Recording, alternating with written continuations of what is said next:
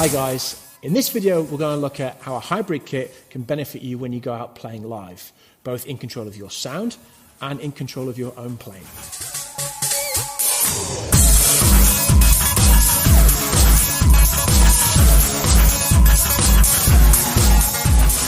So we've arrived at the gig and for whatever reason we can't get any microphones on our kit. We can get maybe a couple of overheads, that's probably it.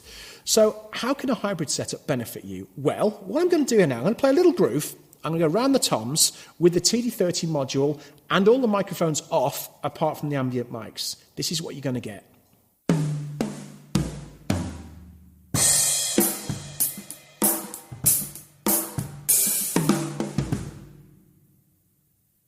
Now, this is really interesting. What I've done with this module here, I've taken the original drum sounds, so the 8-inch tom, the 10-inch tom, the 14 and the 16, and as we spoke about earlier, I've listened to the sound that I really like, and I've muddled the sound in the TD30. So let's put the TD30 back up again, bearing in mind these mics are not being used, okay? So this is my 8-inch tom sound. So what you're going to get is the actual 8-inch acoustic sound, but you're also going to get the module sound that I've created earlier. So you get this.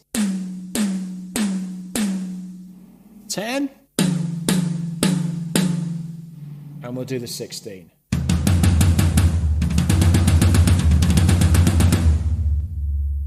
So it sounds absolutely massive. Once again, no mics on the kit, just the 2 ambient mics. This is the sound you're going to get.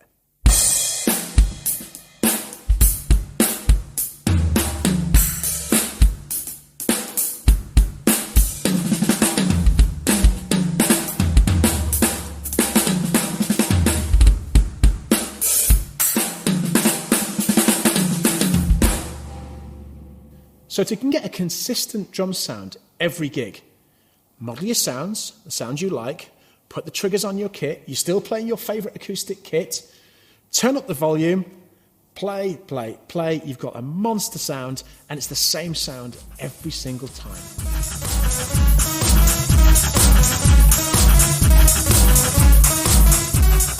So I've been asked to play with a band, and I've also been asked to play some backing tracks. And what I mean by backing tracks is this. So on the band's particular album, some of the parts can't be created live because there's some crazy synthetic sequences. So, and this is happening more and more and more in drumland, is that you'll see a drummer playing along and you'll have one of these things by the side of him, the SPDSX. This will contain all the different parts of this band's album. And the reason for it is that we can't have 50, 60, 70 people on the stage, so this will do it. So here it comes, my percussion. And you're just adding the parts as the band's going along.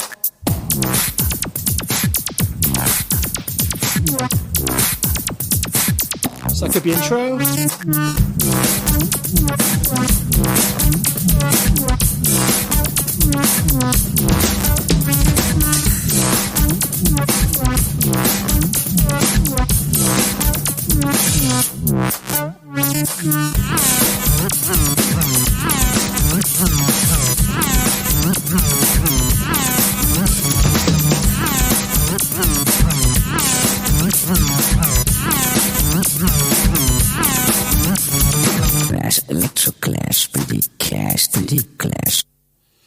So what I'm doing then is I'm recreating the sounds off the original album and playing them live, and it sounds immense.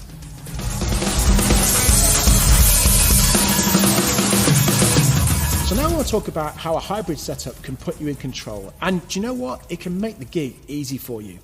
I'm going to play a track, or a short element of a track, that's quite a tricky time signature. Now we've talked about a click track on the SPDSX. You can do something really cool, which I've discovered recently, and it is, to be honest, it's changed everything for me with the kind of music I play, the prog stuff, which is slightly more tricky and lots of odd time signatures. Now, I see lots of guys, which is cool, having their dots by the side of them. For me, I kind of don't like to do that because my emphasis then on my line of sight is here when I want to be here because I'm using quite small drums. So I've got quite a tricky backing track. Now, what I've done with that backing track in my DAW software is create a click alongside that. So exactly the same click for the piece of music. But we're talking about making the gig easy for yourself. On that click track, I'm talking myself through the part. So it'll give me an intro when there's bars of 7 or bars of 15 coming up. I'm going to talk myself through them. So instead of looking through the part, in my cans, it's talking me through it, making the gig so easy. How am I going to do that? Well, on pad 2, I've got the backing track. On pad 1, I've got the click track and my commentary. You can do something here which is called a pad link, which is so simple. It's just going to menu, kit, common, and then assigning pad link. And what pad link will do, when you hit one pad, it will trigger another one to start at the very same time.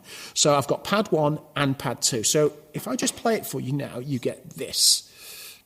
1, 2, and a 1, 2, 3, 4. So it's telling me when I'm coming in, etc. I've not got to read any dots. As that song progresses, it gets crazier and crazier and crazier, and I'll just talk myself through it. The more I'm going to talk, the easier the part's going to be. Obviously, I can assign pad 1 to just go in my headphones. You're going to hear it now, but I can assign pad 1 just to go in the headphones. So if it's the most complex of gigs, you can make it so simple. Here we go. 1, 2, and a 1, 2, 3, 4.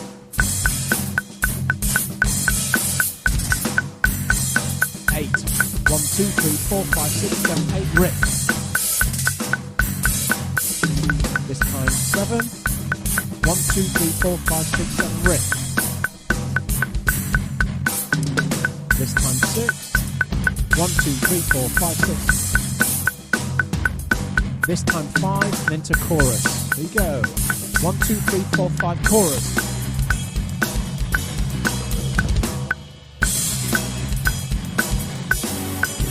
Repeat.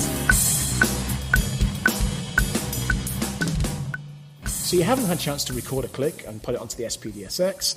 All of these modules have an internal click. SPDSX, the Octapad, the TD30 and the TD15 have an assignable click, which basically means I can get the click to get me through a gig just in my headphones while the sounds of each module is going out the front. So a hybrid setup used either with a sampler, a percussion pad, or a module puts you in control of your sound and puts you in control of your gig.